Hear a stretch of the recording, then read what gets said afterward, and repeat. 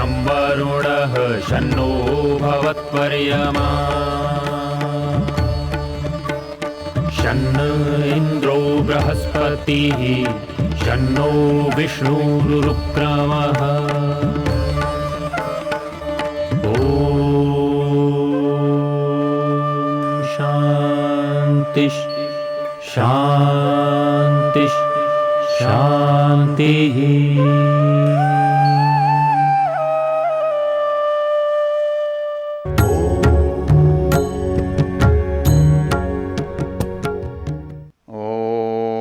इहैवोभे आर्ति इव ज्यया वाचस्पतिर्नियच्छतां मय्येवास्तु मयि श्रुतम्। ओम शांति शांति शांति। हम इस वेद ज्ञान की चर्चा में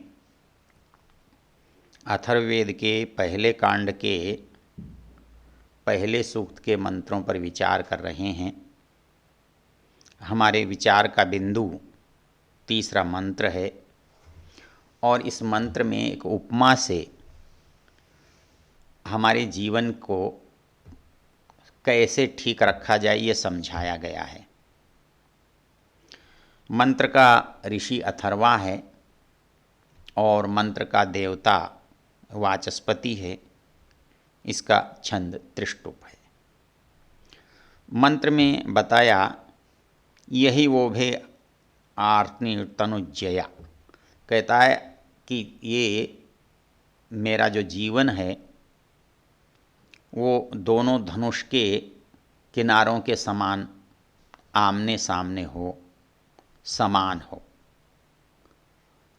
और ये जब समान हो जाएगा तो मेरे अंदर जो ज्ञान है वो पूर्णता को प्राप्त होगा। तो ये पूर्णता को प्राप्त होना ये शर्त है इसकी कि मेरे पास दोनों तरह का ज्ञान हो। पिछली चर्चा में वैशेषिक दर्शन के एक सूत्र की हमने व्याख्या की थी कि वो दो चीज़ें क्या हैं जो हमारे जीवन में हमको उन्नत करती हैं। वो है अभ्युदय और निःश्रेयस। हमको अपने जीवन में संतुलन रखने की आवश्यकता होती है। वैसे भी हम क्या कहते हैं, ये व्यक्ति बड़ा संतुलित है, ये व्यक्ति बड़ा उचित है, इस व्यक्ति में कोई पक्षपात नहीं है। क्योंकि जो भी समझदार होता है, बुद्धिमान होता है, ज्ञानवान होता है, वो किसी भी एक ओर नहीं झुकता। यदि उसके सामने सारे पक्ष हैं तो उनका विवेचन करता है, उनसे यथायोग्य उपयोग लेता है, उनसे यथायोग्य व्यवहार करता है। इसलिए जो मनुष्य अभ्युदय और निःश्रेयस में संतुलन नहीं रखता तो वो व्यक्ति कल्याण को प्राप्त नहीं होता। और बल्कि दूसरे शब्दों में कहना चाहिए कि वो व्यक्ति ज्ञानवान की कोटि में भी नहीं आता। ज्ञानवान होने का अर्थ होता है कि क्रिया को यथोचित करना। आचार्य चाणक्य एक जगह कहते हैं कि विद्या क्या, धर्माधर्मो विद्या तद विद्यानाम विद्यात्वम। धर्म अधर्म दोनों को ठीक ठीक जानना, ये विद्या का विद्यापन है। तो हमको जो ज्ञान है वो क्या करे कि अभ्युदय और निःश्रेयस दोनों का समन्वय करना हमको सिखाए। हम इस संसार का उपयोग करें, लेकिन इस संसार का उपयोग निःश्रेयस की प्राप्ति में सहायक बने, वो निःश्रेयस से दूर ले जाने वाला न हो। तो वो संतुलित होना चाहिए। और मनुष्य केवल सुखी और स्वस्थ प्रसन्न तभी रह सकता है जब उसका जीवन संतुलित हो। जब भी वो एक ओर झुकेगा तो दूसरी जो असुविधा होगी उसका अनुभव तो करना ही पड़ेगा, उसकी पीड़ा को देखना ही पड़ेगा। इसलिए मनुष्य के जीवन में संतुलन की बहुत आवश्यकता है। हम इसको मोटे उदाहरण में ऐसे भी तो समझ सकते हैं कि जब किसी से कोई चीज़ हम लेते हैं तो या तो संख्या में जानते हैं या माप में जानते हैं, आकार में जानते हैं, तोल में जानते हैं, तो हमको उसको देख करके लगता है हाँ ठीक है, पर्याप्त है, उचित है। दुकानदार के पास तराजू नहीं हो तो हमको सामान लेना बड़ा मुश्किल होगा, चाहे वो कितना भी कहे जी बहुत मैं अधिक दूंगा, उदारता से दूंगा, लेकिन हम निश्चिंत नहीं होते और वो भी निश्चिंत नहीं हो सकता। तो इसके लिए जीवन में कोई भी व्यवहार हो वहाँ प्रामाणिकता की बड़ी आवश्यकता है। और जब हमारे बाह्य जीवन में प्रामाणिकता की इतनी आवश्यकता है तो हमारा आंतरिक जीवन बिना प्रामाणिकता के कैसे रह सकता है? तो हमको प्रामाणिकता बाहर भी चाहिए और प्रामाणिकता हमें अंदर भी चाहिए, अंतस में भी चाहिए। बाहर की प्रामाणिकता हमें कैसे पता लगती है? बाहर की प्रामाणिकता देख करके, जान करके, सुन करके लगती है। उसने कहा जी 1 किलो है, हमने देख लिया कि 1 किलो है, हमने सुन भी लिया, देख भी लिया, हमको भरोसा भी हो गया, विश्वास भी हो गया, हमने मान भी लिया। तो ये जो संतुलन है ये तुला से ही तो आया। तो हमारा ज्ञान भी क्या करता है? हमारे अंदर संतुलन पैदा करता है। ज्ञान हमारी तराजू है, वो कम अधिक होने पर हमको बता देता है कि ये कम है, ये अधिक है, यहाँ न्यूनता है। तो जब हम ज्ञान को प्राप्त करते हैं तब हम अपने को संतुलित रख सकते हैं। तो ये संतुलित जो व्यवहार है ये संतुलित जीवन के, संतुलित व्यक्ति के संतुलित ज्ञान का ही तो परिणाम है। इसीलिए इसमें मंत्र के उत्तरार्ध में एक बात कही है, वाचस्पतिर नियच्छता मय्ये वास्तु मयि श्रुतम्। इसको विस्तार से पीछे मंत्र में हमने चर्चा में लिया। कहता है कि 2 बातें यहाँ फिर उसने दोबारा कही कि ये ज्ञान के बिना संभव नहीं है। इसलिए अपने यहाँ ये कहते हैं ऋते ज्ञानान्न मुक्ति ही, ज्ञान के बिना मुक्ति संभव नहीं है। यहाँ गड़बड़ क्या हो जाती है?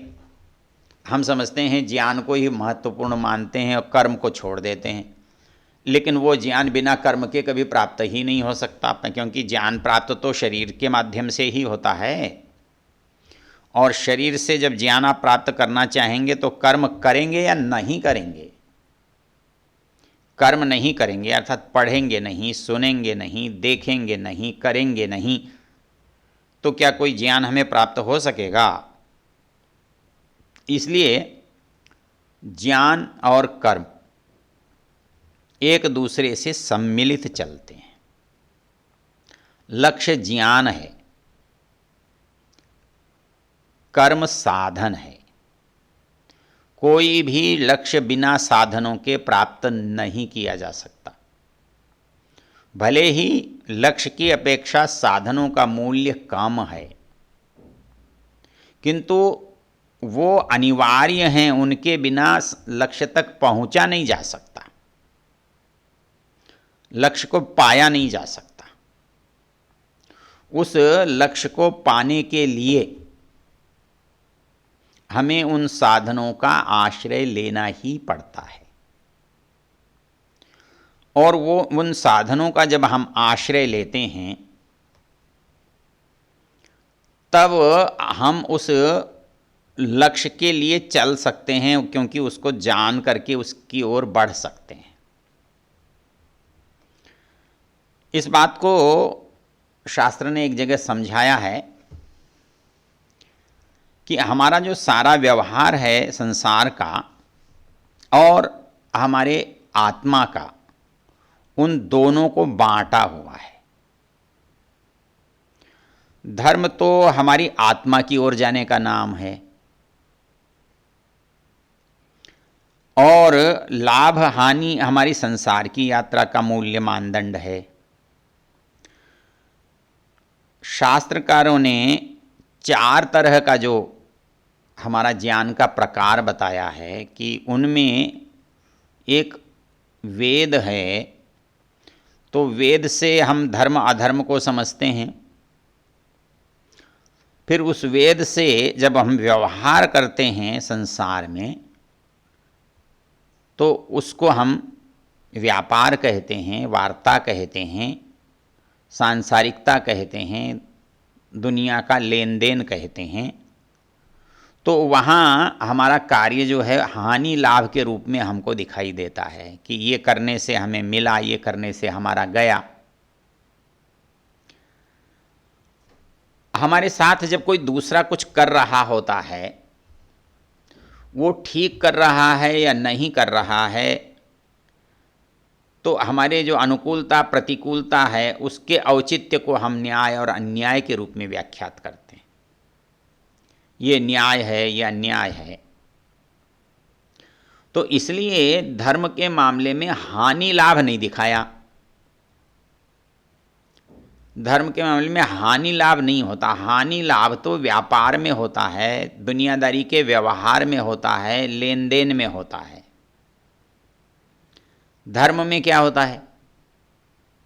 धर्म में उचित और अनुचित होता है, अच्छा और बुरा होता है, ठीक और गलत होता है, सत्य और असत्य होता है, लेकिन वहाँ हानि और लाभ नहीं होता।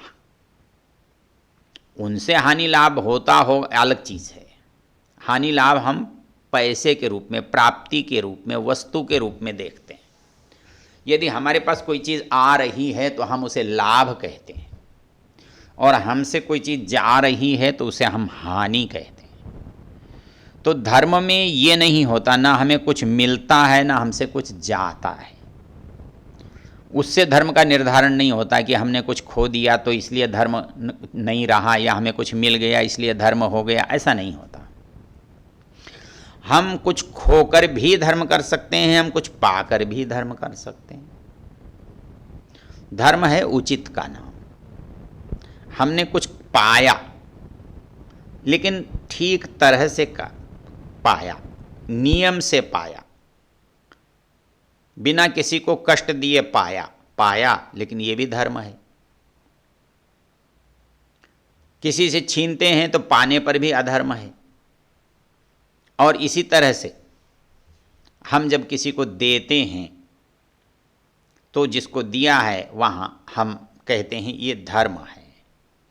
अर्थात वहाँ उचित समझकर, उचित काम के लिए, उचित व्यक्ति को हमने दिया है।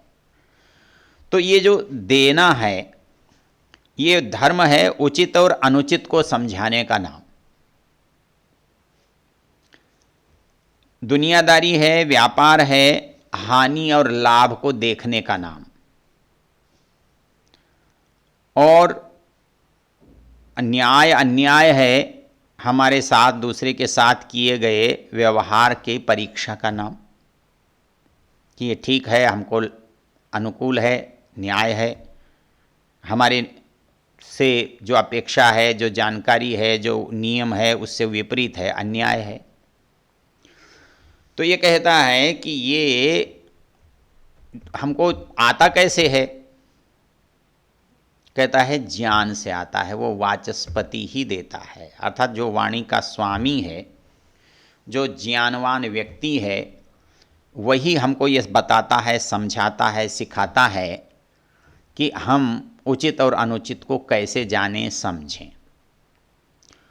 उभे आर्तनी इव ज्यया, मेरे जीवन में अभ्युदय और निश्रेयस, सांसारिकता और परमार्थ, परोपकार और स्वार्थ दोनों बराबर हैं। किसी के साथ भी अन्याय नहीं है, कम अधिक नहीं है। मैं अपने परिवार के सदस्यों के साथ भी अन्याय नहीं कर सकता, लेकिन मैं समाज के लोगों के प्रति भी अनुत्तरदायी नहीं बन सकता। मुझे मेरे 2 बच्चों को सुशिक्षित करना है, पालना है, पढ़ाना है, ये मुझे करना है, ये मेरी जिम्मेदारी है, मेरा उत्तरदायित्व है, मेरा कर्तव्य है, मैं इसको करता हूँ। लेकिन मेरे साथ साथ जो समाज के लोग हैं उनके प्रति भी मेरा उत्तरदायित्व है, मैं उससे हट नहीं सकता। तो मुझे क्या करना होता है? मुझे अपने में से ही उनको उतना देना होता है जिसमें मैं बिना बाधा के, कम से कम बाधा से चल सकता हूँ। जब मैं अपने बारे में भी सोचता हूँ और मैं उनके बारे में भी सोचता हूँ, जब मैं दोनों के बारे में सोचता हूँ तब मैं धार्मिक होता हूँ। जब मैं किसी एक के ही बारे में सोचता हूँ तब मैं पूर्ण धार्मिक नहीं होता, बल्कि मैं उल्टा सोचता हूँ तो अधार्मिक और बन जाता हूँ। तो मुझे धार्मिक होने के लिए मुझे दोनों पर नियंत्रण रखना होगा, दोनों में सामंजस्य पैदा करना होगा, दोनों में समन्वय बताना होगा। यह इस मंत्र का विशेष अभिप्राय है। इसमें जो बात फिर दोहराइए क्यों? वाचस्पति नियच्छता मय्ये वास्तु मयि श्रुतम। कहता है ये जो हम करना चाहते हैं, जो चीज़ हमारे अंदर रहे और जिसके परिणाम स्वरूप हम दोनों में समानता, सामंजस्य, समन्वय स्थापित कर सकें, वो बात होगी कैसे? आप कहीं जाते हैं, रेलगाड़ी से आप लिखा देखते हैं या मोटर से जाते हैं, सड़क पर लिखा देखते हैं, सावधानी हटी दुर्घटना घटी। तो ये सावधान रहने की निरंतर आवश्यकता है ताकि आप दुर्घटना से बच सकें। तो अधर्म भी वैसी ही दुर्घटना है, और ये दुर्घटना तब घटती है जब उसमें ज्ञान का अभाव हो। जिस क्षण आप काम, क्रोध, लोभ, मोह, राग, द्वेष, ईर्ष्या इनके अधीन होते हैं, इनसे ग्रसित होते हैं, इनके दबाव में होते हैं, तब आप ज्ञान से वंचित हो जाते हैं। आप प्रकाश से दूर चले जाते हैं, अंधकार में चले जाते हैं, और वैसी स्थिति में आप दोनों में संतुलन नहीं रख पाते। आप पक्षपात करते हैं, आप अन्याय करते हैं, अपने साथ भी और दूसरों के साथ भी आप अनुचित करते हैं। तो ये अनुचित नहीं करें, इसके लिए क्या करना है? तो इसीलिए ज्ञान के साथ जो निरंतरता की बात की जाती है, ज्ञान के साथ सदा संबंध बनाने की बात की जाती है। अर्थात वो ज्ञान मैं एक दिन प्राप्त करके उसे छोड़ दूं और फिर उसे भूल जाऊं तो मेरा जीवन ठीक नहीं रह सकता। वेद कहता है कि मेरा जो ज्ञान है वाचस्पति निवहताम मय्ये वास्तु मयि श्रुतम। वाचस्पति जो है वो क्या करे कि उस ज्ञान को कभी भी मेरे से पृथक न करे। मैं सदा ज्ञान से संयुक्त रहूं तो मैं धार्मिक भी रहूँगा, मैं उचित भी रहूँगा, और इसी उचित होना मेरे जीवन का उद्देश्य है। परमार्थ स्वार्थ को सिद्ध करना मेरे जीवन का लक्ष्य है।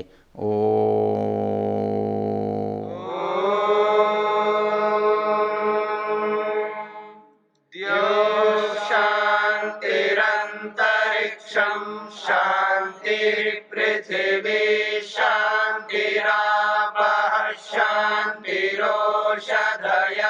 शांतिः वनस्पतयः शांतिर्विश्वे देवाः शांतिर्ब्रह्म शांति सर्वं शांति शांतिरेव शांति शांति।